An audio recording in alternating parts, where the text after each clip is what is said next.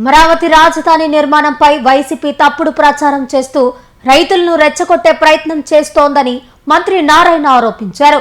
ఇప్పటికే నిర్మాణ పనులు వేగంగా సాగుతున్న నేపథ్యంలో రైతుల భూములను తిరిగి ఇవ్వడం సాధ్యం కాదన్నారు. అమరావతిలో పర్యటించిన మంత్రి కొండవీటి వాగుపై నిర్మిస్తున్న వంతెనల పనులను పరిశీలించి వర్షాకాలంలో నీటి ప్రవాహానికి ఎలాంటి ఆటంకం లేకుండా చర్యలు తీసుకోవాలని అధికారులను ఆదేశించారు. 2028 ఆగస్టు నాటికి రాజధాని ప్రాథమిక మౌలిక వసతుల పనులు పూర్తి చేస్తామని మంత్రి తెలిపారు. ఈరోజు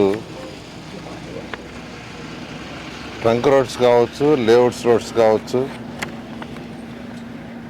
ఎంతో వేగవంతంగా వర్క్స్ జరుగుతున్నాయి. అయితే ఈ నేపథ్యంలో వర్షాకాలం సీజన్ రాబోతుంది కాబట్టి ఈ వర్క్స్ జరిగేటప్పుడు కొండవీటి వాగు, పాలవాగు ఈ రెండింటి మీద కొన్ని బ్రిడ్జెస్ ఉన్నాయి. 69 బ్రిడ్జెస్ కట్టాలి మొత్తం. కొండవీటి వాగు, పాలవాగు రెండింటి మీద 69, అంటే పాలవాగు మీద 30, కొండవీటి వాగు మీద 32, గ్రావిటీ కెనాల్ మీద 7 బ్రిడ్జెస్ వర్క్ జరుగుతూ ఉన్నాయి. ఈ జరిగేటప్పుడు రేపు వర్షాల వల్ల వర్క్ ఫ్లో ఆగొచ్చు. ఎక్కడైతే బ్రిడ్జ్ కడుతున్నారో కట్టే దగ్గర అటు ఇటు కట్టేయటం వల్ల దాని మీద యాక్చువల్గా నేను, మన లక్ష్మీప్రసాద్ గారు, అధికారులు అందరూ కలిసి నిన్న ఇవాళ ఇన్స్పెక్షన్ చేయడం జరిగింది. ఇవాళైతే N9 కొండవీటి వాగు N9 రోడ్ని మీద బ్రిడ్జ్ కడుతున్నారు. కొండవీటి వాగు మీద N9 రోడ్డు మీద బ్రిడ్జ్ కడుతున్నారు. అదేవిధంగా N8 దగ్గర కడుతున్నారు, N7 దగ్గర కడుతున్నారు. వాటిని యాక్చువల్గా వాళ్ళ ఇన్స్పెక్షన్ జరిగింది. అయితే ఎక్కడైతే బ్రిడ్జ్ కడుతున్నారో బ్రిడ్జ్ దగ్గర పనులు జరిగేటప్పుడు వాటరు ఆ బ్రిడ్జ్ కింద పాలేవు. ఎందుకంటే అటు ఇటు కట్టేసి చిన్న డైవర్షన్ చేస్తున్నారు, వెరీ స్మాల్ డైవర్షన్. అయితే రేపు ఫ్లడ్ వస్తే ఆ డైవర్షన్లో వాటర్ పోగలవా లేదనే దాని మీద యాక్చువల్గా ఇన్స్పెక్షన్ చేయడం జరిగింది. అది చాలా చిన్న డైవర్షను. ఎందుకంటే ఇప్పుడు వచ్చే వాటర్ చాలా కొద్దిగా, ఇప్పుడు వచ్చే వాటర్ అంతా పొలాల్లో లూజ్ వాటర్ కానీ ఏదైనా కొద్దిగా చిన్న నీళ్లు పడితే వచ్చాయి. కానీ రేపు రైనీ సీజన్లో హెవీ రెయిన్ వచ్చినప్పుడు వాటి మీద పాలేవు కాబట్టి ఇమీడియట్గా వాటిని మరికొంత వైడెన్ చేయమని యాక్చువల్గా ఇన్స్ట్రక్షన్ ఇవ్వడం జరిగింది. అవసరమైతే ఎక్కడైతే బ్రిడ్జ్లు కడుతున్నారో బ్రిడ్జిలు కట్టే దగ్గర 2 పక్కల కట్లు వేశారు, బండ్ వేసుకున్నారు. కొండవీటి వాగు, పాలవాగు మీద అటు ఇటు వేశారు. వాటిని అవసరమైతే ఇమీడియట్గా తొలగించమన్నాం, పరిస్థితులను బట్టి తొలగించమన్నాం. గత సంవత్సరం వెస్టర్న్ బైపాస్ కింద ఏదైతే వెంట్స్ ఉన్నాయో వెంట్స్ని కింద మట్టిని తీయకుండా వాటర్ అంతా బ్లాక్ అయింది. 4 రోజుల తర్వాత అక్కడ రోడ్డుని కట్ చేసాం. ఈసారి అటువంటి పరిస్థితి రాకూడదని ముందు జాగ్రత్తగా నిన్న వెస్టర్న్ బైపాస్ని కంప్లీట్గా విజిట్ చేసాం. అక్కడ ఇన్స్ట్రక్షన్ ఇచ్చాం. దాదాపు దాని కింద ఉన్న మట్టి, వెంటి కింద ఉన్న మట్టి అంతా తీసేస్తున్నారు. వాళ్ళు అడిగింది 10 days అని అడిగారు. 10 daysలో పూర్తిగా తొలగిస్తామని. కాబట్టి గత సంవత్సరం వచ్చినట్టు వెస్టర్న్ బైపాస్ కింద ప్రాబ్లం రాదు. అయితే కొండవీటి వాగు, పాలవాగు దగ్గర ఎక్కడైతే బ్రిడ్జిలు కడుతున్నారో అక్కడ ప్రాబ్లమ్స్ వచ్చే పాసిబిలిటీ ఉంది. దీన్ని ముందు జాగ్రత్తగా గ్రహించి ఈస్ట్ వెస్ట్ మీద E1 నుంచి E16 దాకా రోడ్డు జరుగుతున్నాయి, ట్రంక్ రోడ్స్. అదేవిధంగా N1, N2, N18 north to south మీద ఒక 18 బ్రిడ్జిలు జరుగుతున్నాయి. 18 రోడ్లు, 18 బ్రిడ్జిలు. 18 రోడ్లు అయినప్పుడు క్రాస్ వస్తాయి. సో వాటి వల్ల వాటర్ అబ్స్ట్రక్షన్ వెనక తన్నొచ్చనే ముందు జాగ్రత్తగా యాక్చువల్గా నిన్న ఇవాళ విజిట్ చేయడం జరిగింది. ఎక్కడైతే డైవర్ట్ చేశారు, ఇప్పుడు ఇక్కడ మనం డైవర్ట్ చేసిన దగ్గర చూస్తే ఇక్కడ రీజనబుల్గా వెడల్పుగా ఉంది. అదే N7 దగ్గరికి పోతే ఆ డైవర్ట్ చేసిన కెనాల్ కేవలం 4 అడుగులు వెడల్పు ఉంది. 4 అడుగులే. రేపు ఫ్లడ్ వచ్చినప్పుడు 4 అడుగుల ఫ్లో కాదు. అందుకని దాన్ని కొంత వైడెన్ చేయమన్నాం. ఆ విధంగా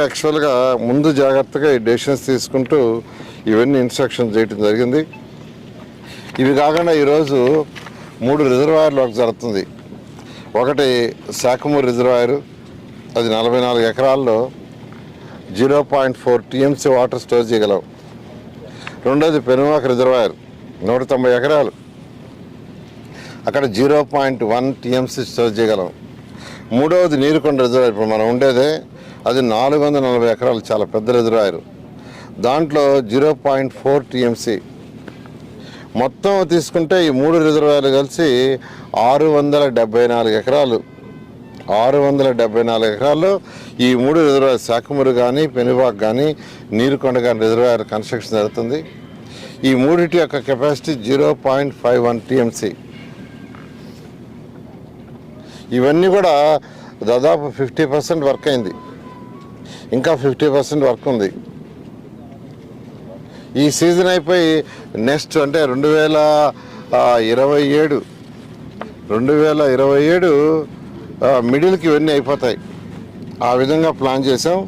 అదేవిధంగా కొండవీటి వాగు 23.7 కిలోమీటర్లు, పాలవాగు 16.7 కిలోమీటర్లు, గ్రావిటీ కెనాల్ 7.84 కిలోమీటర్లు, ఇవి మొత్తం 48.3 కిలోమీటర్లు.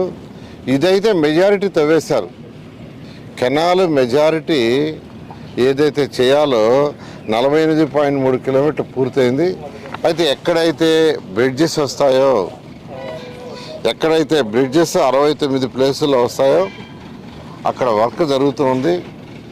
ఆ బ్రిడ్జెస్ పూర్తి కావడానికి 2027 మార్చి ఏప్రిల్ పూర్తవుతుంది.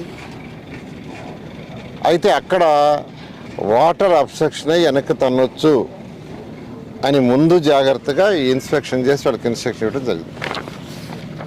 ఓకే, ఖచ్చితంగానండి. ఒక 3 to 4 months బ్రేక్ వస్తుంది. అందువల్ల ప్లానింగ్లోనే సంవత్సరంలో 9 నెలలే వర్క్ జరుగుతుందని ముందే ఎస్టిమేషన్ వేశారు. వాళ్ళకి ఇచ్చిన ఏదైతే 3 సంవత్సరాలు లేఅవుట్స్, 2.5 సంవత్సరం ట్రంక్ రోడ్స్ టైం ఇచ్చామో దాంట్లో ఎవ్రీ ఇయర్ ఒక 3 నెలలు వర్షాల వల్ల వర్క్ జాప్యం జరుగుతుందని క్యాలిక్యులేట్ చేసే ఇచ్చారు. Okay, thank you. ఆడకి పోయిన 20 మంది రైతుల్లో మళ్ళీ మధ్యాహ్నం వచ్చి ఒక రైతు ల్యాండ్ పూలింగ్కి ఇచ్చారు. మీరే చూసుంటారు, మీ సోషల్ మీడియాలోనే వచ్చింది. అలా ఉంటుంది.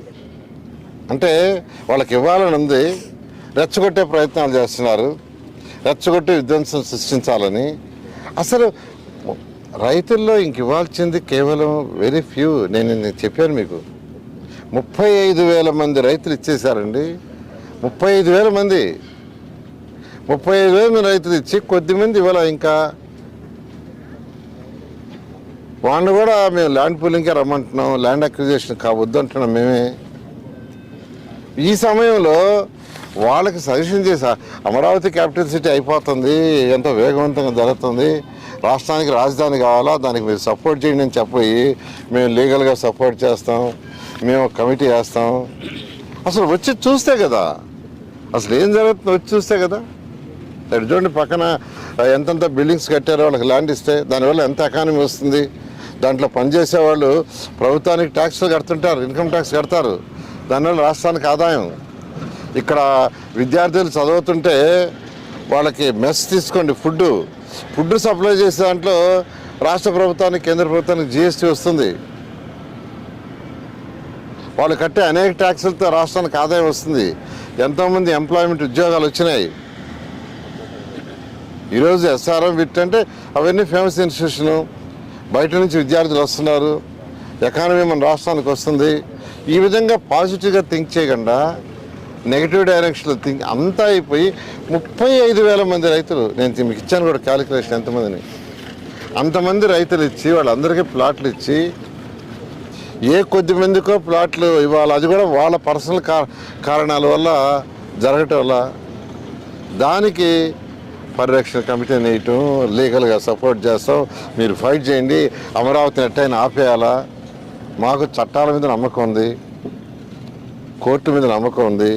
ఇది ప్రజల కోసం చేసేది, ఒక రాష్ట్రం కోసం చేసేది, ఒక రాష్ట్రంలో ఉన్న 28 జిల్లాల యొక్క ఆర్థిక స్థితిని పెంచేదానికి కట్టే రాజధాని ఇది.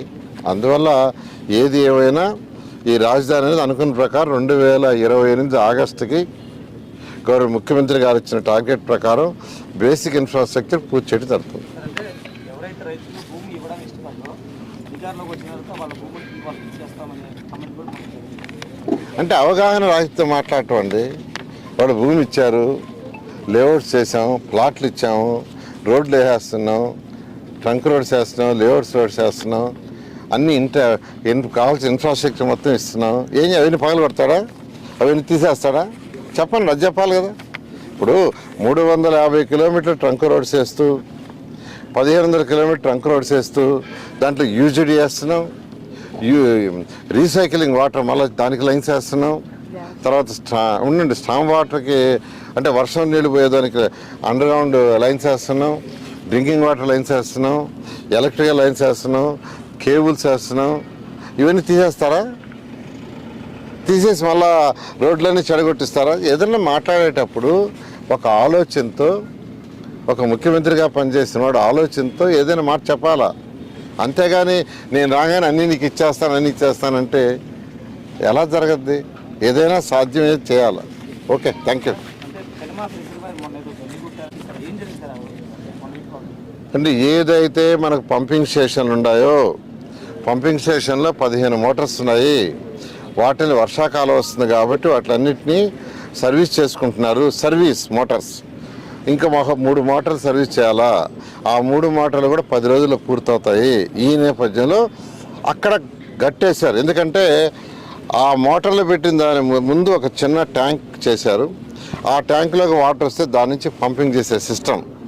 ఆ ట్యాంకులోకి నీళ్లు రాకుండా యాక్చువల్గా అడ్డేశారు. ఎందుకంటే సర్వీస్ చేస్తున్నారు కాబట్టి. అందుకని వచ్చిన వాటర్ని డైవర్ట్ చేయడానికి ఒక చిన్న గట్టును తీశారు. దాన్ని రాద్ధాంతం చేస్తారు. క్లియర్గా ఏదైతే పంపింగ్ స్టేషన్లో పంపింగ్ సర్వీస్ జరుగుతున్నాయో 15లో 12 అయిపోయినాయి, ఇంక 3 ఉన్నాయి. అది కూడా 10 రోజుల్లో పూర్తి చేస్తామన్నారు. సో వాటర్ సక్ చేసి బయటికి పంప్ చేయడానికి ఒక చిన్న రిజర్వాయర్ చేసుకున్నారు. ఆ రిజర్వాయర్లోకి ఇప్పుడు వర్షపు నీళ్ళు రాకుండా వాళ్ళు అడ్డు కట్టేసుకున్నారు. ఎందుకంటే దాంట్లోకి నీళ్ళు వస్తే మళ్ళీ ఇబ్బంది పడుతుందని. సో మొన్న వచ్చిన చిన్న వర్షానికి కొద్దిగా డైవర్ట్ చేశారు వాటర్, దానికి రచ్చ చేశారు. అంటే ఏదైనా ఒక స్టడీ చేయాలా, తెలుసుకోవాలా, మాట్లాడితే బాగుంటుంది. ఏమీ లేకుండా ఇష్టం వచ్చినట్టు మాట్లాడి ప్రజలను అడ్డదారులు పట్టించడం కరెక్ట్ కాదు. Narayana residential schools, Dhanalakshmipuram, Nellore. Andhra Pradesh 10th ఫలితాల్లో రికార్డులను తిరగరాస్తూ మరే విద్యా సంస్థ అందుకోలేని ఎత్తులో విజయకేతనం ఎగురవేసింది నారాయణ రెసిడెన్షియల్ స్కూల్స్, ధనలక్ష్మీపురం, నెల్లూరు. 600 మార్కులకి 598 మార్కులతో కేతాన్ అగ్రస్థానంలో నిలవగా 596 మార్కులతో సాయి అక్షితారెడ్డి, నవ్యలోహిత రెడ్డి 595 మార్కులతో సిహెచ్ ఆశ్రయ్ రాష్ట్ర స్థాయిలో అద్భుత ఫలితాలను నమోదు చేశారు. అంతేకాకుండా 590+ మార్కులతో 25 మంది, 580+ మార్కులతో 80 మంది, 570+ మార్కులతో 141 మంది, 550+ మార్కులతో 223 మంది విద్యార్థులు విజయకేతనం ఎగురవేశారు. 100% పాస్ పర్సెంటేజ్ తో 544 బ్రాంచ్ యావరేజ్ తో మరే ఇతర విద్యా సంస్థలకి సాధ్యం కాని స్థాయిలో ఒకరు కాదు, ఇద్దరు కాదు, స్కూల్లో ఉన్న ప్రతి విద్యార్థిని టాపర్ గా తీర్చిదిద్దుతూ నారాయణకు పోటీ నారాయణే అని మరోసారి నిరూపించింది నారాయణ నెల్లూరు. 2026-27 విద్యా సంవత్సరానికి అడ్మిషన్లు ప్రారంభం.